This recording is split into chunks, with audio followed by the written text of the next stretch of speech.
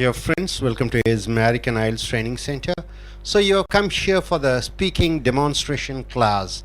Here we have the candidates who are going to write the I.E.L.T.S examination in the coming month April. So we have come here to the speaking section.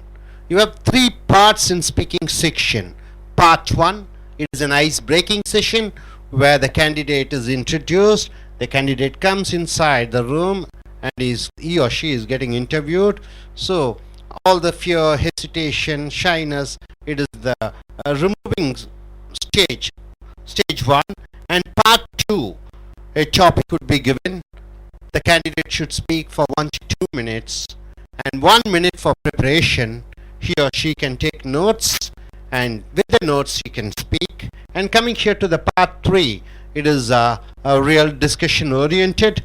So the time is almost nearly for 10 minutes. So part 1, part 2 and part 3. The examiner checks your grammatical English.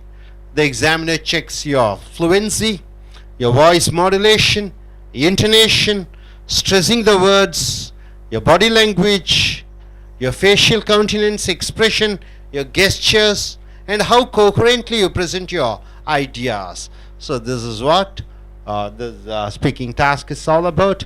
So 9 marks, and let us see how we have come here to the class here. So we have our candidate over here, and the first part 1. Yes, welcome Rohini. Good morning, sir. Take a seat. So here, the part 1, generally the examiner asks the candidate about him or herself and her home or his home, and about her work or studies and other familiar topics in section part 1. Okay, and now let us start with the part 1. Yes, could you tell about yourself? My name is Rohini. I live in Balasarvakam. I have traveled far and wide to come and reach your office today to meet with you. I am qualified engineer and an MBA. Could you tell about your hometown? I come from the most busiest part of Chennai, which is the Orcott Road. Literally, it has taken so many hours for me to travel to reach your place to get interviewed today. Could you tell about something about Taj Mahal? About some interesting things like Taj Mahal. So Taj Mahal is actually known for its love shown by Shah Jahan to Mumtaz Mahal. That's what we hear. History is ages and ages. Incidentally, I read a very different topic where Taj Mahal is on a controversial subject, where the Taj Mahal was not built by Shah Jahan at all.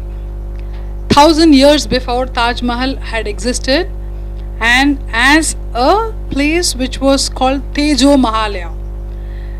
It's a place where Shiva was the important deity of that place, and almost 1600 years after, when it was due for lot of corrections in the place, lot of things were falling apart. Shah Jahan's period was there at that time, and he had, from his so-called treasury, was supposed to give few lakhs of rupees to make it all right. And slowly, steadily it has turned this way. There are so many facts about Shah Jahan that Taj Mahal was built for his most beloved wife Mumtaz Mahal. Mumtaz was his 14th wife. Do you think he can love 14th wife? Good, yeah, why not?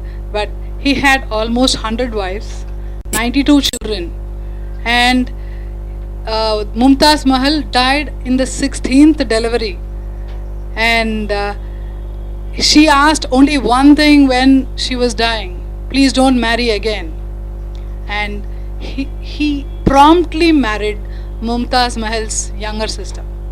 So truly I want to run and shout and tell Taj Mahal, don't call it as a symbol of love. Don't give credits to Shah Jahan. So, how do most people travel to work where you live?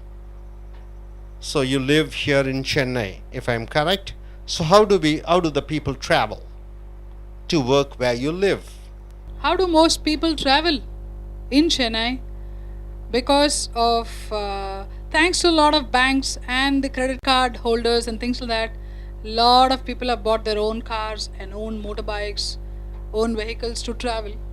So you see a lot of crowd on the road, everybody trying to race against time to reach their office. And there is public transport, there is autos, there are so many nuisances which happen in the same road, and it becomes a little hectic and extremely discomforting to reach a place. Pollution is the order of the day, and you feel extremely nauseating to travel in the morning to reach an office. Office is a place where you really want to be calming down yourself to perform your work at the best. And after a long journey in the traffic, it really takes off your day. How do the traffic problems affect you? Traffic affects me the most, or anybody for that matter the most. Honking is the most important hazardous thing which can happen on the road. I strongly feel if I were some person who can really influence, I will take all the horns off on the road so that you can at least have a peaceful drive to your office. How would you tolerate the traffic problems in your area? I feel the best way to bring down the traffic problems are we should have shift hours in the office hours. A lot of offices can start from 8 to 3. School children can start from 7 to 4. There can be differential timings so that there is a lot of traffic which can be handled during those hours. This is my personal thoughts. Thank you, sir, for the understanding. Thank you, Rohini. Rohini, we have come here to the part 2. In part 2, you have to speak about a topic for 1 to 2 minutes. You have 1 minute to think about it and what you're going to say. You can make notes also if you wish. So part 2, 1 to 2 minutes you have to speak, 1 minute for preparing. You can take notes. So the topic is describe a game or sport you enjoy playing. Describe a game or sport which you enjoy playing. You should say what kind of game or sports it is, who you play with, where you play it, and explain why you play enjoying it. Hope you are able to understand what the question is. Describe a game or sport you enjoy playing. Yes, sir. The game I love the most is basketball. I've personally been a basketball player in the district and I've truly enjoyed the game to its fullest. I think it's the most agile game. There's a lot of camaraderie which builds in with the people. There's a lot of understanding which is required when you play the game. A lot of techniques are used. Every person has a role to play. It's not like you stand and watch. All the 5 players have to play their roles extremely with lot of agility and lot of enthusiasm. It's a clear team sport. I'd love to play basketball as a man-to-man game. I have been a left defense player, though I certainly know offense is the best placement, and pivot is where a lot of people can score a lot of baskets. But I have done a left defense and I found that defense has been one of the best spacing where there is a lot of understanding to understand the weakness of the opponents to play the game best. Certainly, Michael Jordan has been my favorite player. Naturally, he is one guy who can stand and simply basket baskets. So it has been a lovely game and I've truly enjoyed the game to the fullest. Thank you, sir. Thank you, Rohini. We have finished the part 2. We have come here to the part 3. It's generally a discussion between the examiner and the candidate. Now, we are going for some discussion topics, children's games. Rohini, could you tell something? How have the games have changed from the time when you were a child and now? The games, how has it changed? As children, we have seen people playing games. I have also gone to a lot of chess games and things like that. I have also taken my son to a chess game. So clearly, we have seen a lot of changes which has happened from then to today. There are a lot of techniques which are used.